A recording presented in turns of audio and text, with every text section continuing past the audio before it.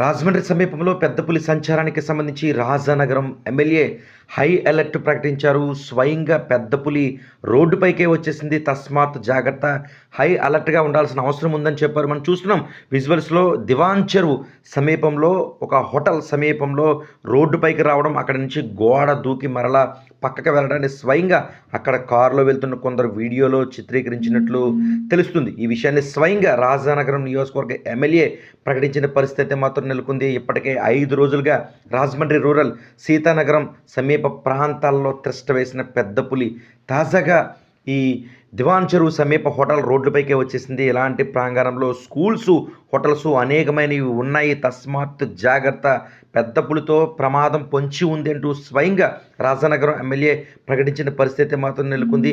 ఇలాంటి తరుణంలో ప్రజలు, రాజమండ్రి రూరల్, రాజానగరం ప్రజలు అప్రమత్తంగా ఉండాల్సిన అవసరం ఎంతైనా ఉందని చెప్పుకోవచ్చు.